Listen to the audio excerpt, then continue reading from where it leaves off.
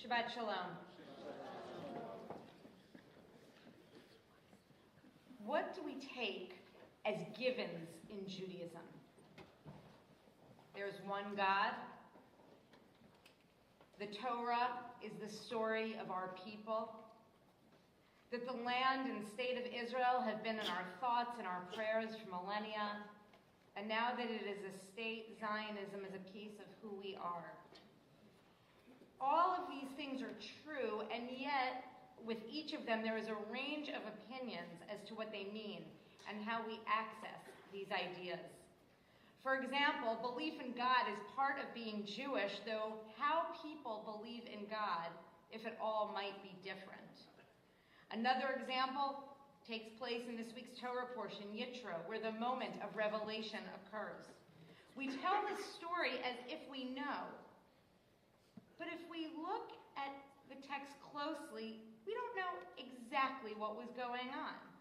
There was thunder, there was lightning, there were shofars blasting, Moses was going up and down the mountain, God was speaking. But from there, the exact question of what occurred, how the story got transmitted to us, ends. Yes, we have the 10 Commandments, but how they were spoken, how they were written, how they were accepted by the Israelites has been left for historians, rabbis, theologians, scholars, individuals to decide throughout the millennia. In fact, there are two midrashim, two rabbinic texts that come to explain the thought process of the Israelites at the moment. On one hand, one says that God held Mount Sinai over the Israelites as an inverted way and said, accept these words or this will be your burial spot. On the other hand, there is a rabbinic midrash that imagines that before choosing Israel, God actually offered his Torah to all the nations of the earth. But one by one they rejected it, finding its laws and prohibitions too burdensome. Only the Israelites agreed to take it upon themselves. This midrash put the Israelites in a much more flattering light. Only this people was pious and disciplined enough to accept the hard job of living by God's law. We don't know exactly what happened, but in either case, what ensued was a covenantal relationship, a belief and a commitment that there would be things that God would uphold and that we as a Jewish community would uphold. Certainly, over the course of human history, we can look to many a moment and suggest that maybe one side or the other didn't often fulfill its promise. But what I find fascinating about these two midrashim as well is that it's as if you have two different cameras taking pictures of a similar scene, but having a very different focus. In our world today, it is common that we think we know what happened, but only we don't actually have a full grasp on any situation, especially if we look at it through only one lens. There are so many examples I could give, but I'd like to focus on something that feels close to home, our relationship to Israel, the Jewish state. As you heard from Sam, his family and many from this congregation were there in December. Taking the time to celebrate becoming a bar or bat mitzvah in Israel is a wonderful thing to do, for it engages our hearts and our minds and our souls. But when we think about Israel, we need to understand what it means to us. We need to think about how is Israel seen. Unfortunately, there are many different lenses through which people view Israel. On one hand, there was a fascinating piece last Thursday, I think it was, in the New York Times op-ed page by Mati Friedman, which gives many who are Zionists, us, a reason to applaud. He wrote, if you are reading this, you've most likely seen much about the Israeli-Palestinian conflict in the pages of this newspaper and other important newspapers in the West. That phrase contains a few important assumptions, that the conflict is between two actors, Israelis and Palestinians, that it could be resolved by two actors, and particularly the stronger side, Israel, that it's taking place in the corner of the Middle East under Israeli rule. In the Israeli view, no peacemaker can bring the two sides together because there aren't just two sides, as Friedman writes. There are many, many sides. Most of Israel's wars haven't been fought against the Palestinians since the invasion of 5 Arab armies at the declaration of the State of Israel in May 1948.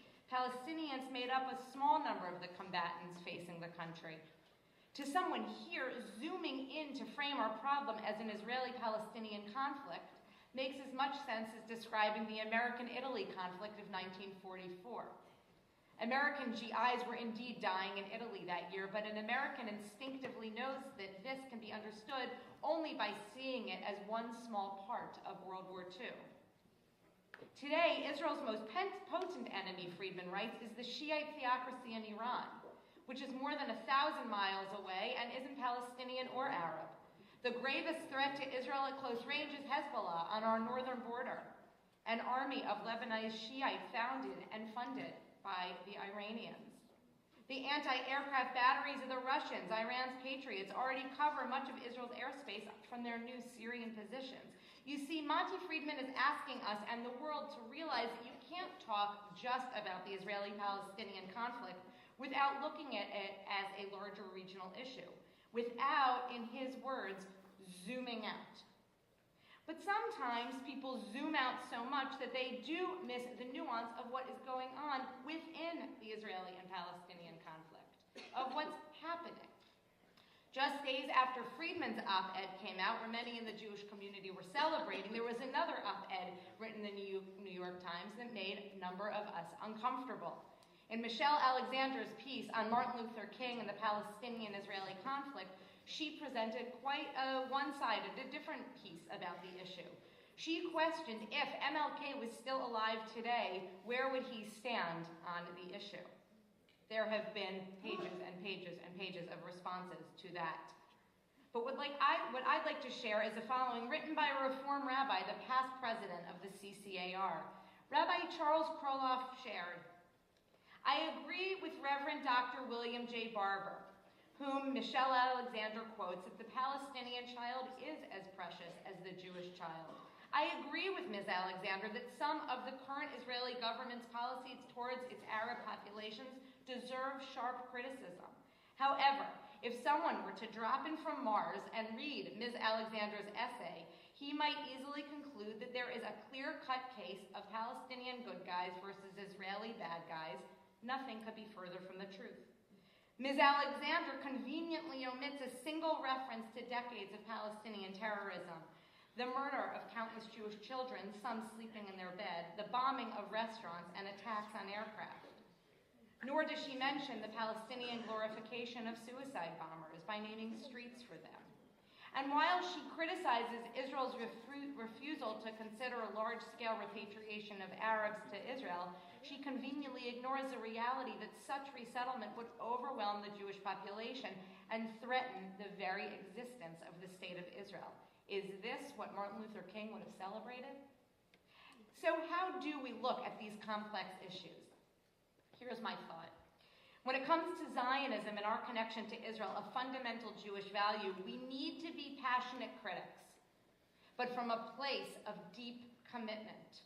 And that means there are going to be times when we zoom in on moments that give us pause, where we question the message of the frame. This week in Israel, there was a campaign video released for a Likud member of Knesset in anticipation of the upcoming elections. Yaron Mazuz is seen making a video with Elor Azaria.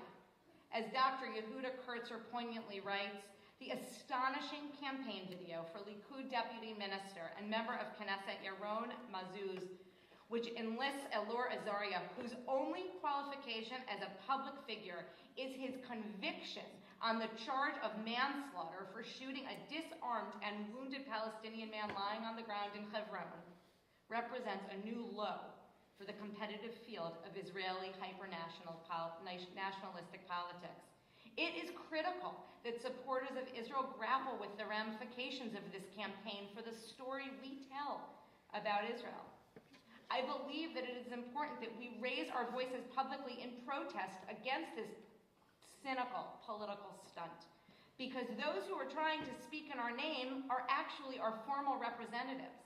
We are forced to ask, what happens to the integrity of our deepest political commitments when the most public ambassadors of Zionism, even if self-appointed, are dangerous moral failures.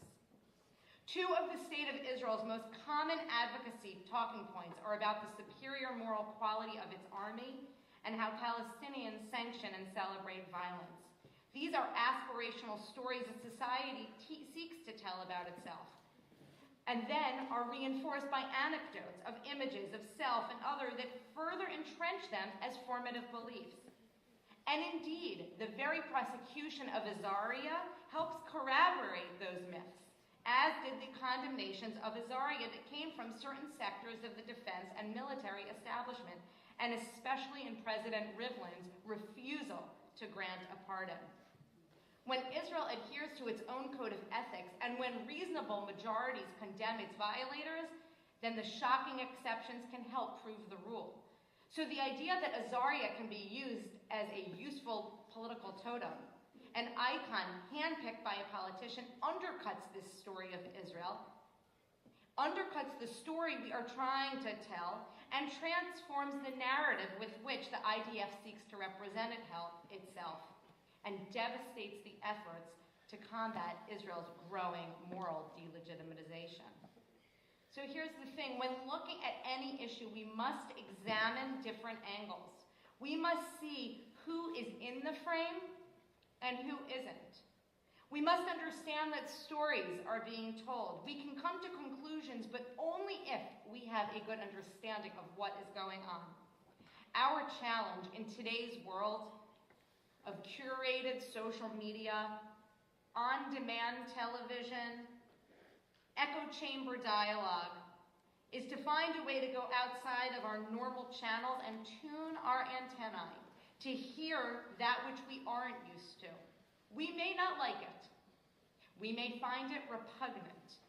But if we don't understand what is being said, we are doing ourselves and everyone else a disservice.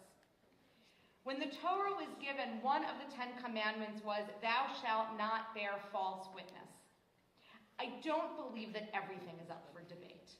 I believe there are facts, and I believe there are opinions. And those two things are not always the same. But we can't give our opinion without hearing the facts. Mati Friedman wrote last week, "When I look at the West Bank as an Israeli, I see 2.5 Palestinian civilians living under military rule with all the misery that that entails. I'm seeing the many grave errors of our government have made in handling the territory and its residents, the construction of civilian settlements, chief among them. But because I'm zoomed out, I'm also seeing Hezbollah, not Palestinian, and the Russians and Iranians, not Palestinian, and the Islamic State-affiliated insurgents, not Palestinian, on our border with Egypt's Sinai Peninsula. I'm considering the disastrous result of the power vacuum in Syria, a 90-minute drive from the West Bank. The moment of Sinai is about being witness to a miraculous moment. The state of Israel, only 70 years young, is a miracle. But like Revelation and the unrolling of Torah was a work that needed to be perfected, so too how we see Israel, how Israel sees itself, how the world sees Israel, is something that needs to be worked on. Let us commit to learning and reading and celebrating and taking seriously what it means to be Zionists who care and who strive and who understand that, like the moment of revelation of Torah at Sinai, the state of Israel and its conflicts create complexities in this moment and a sense of the miraculous in its existence. Shabbat Shalom. Shabbat Shalom.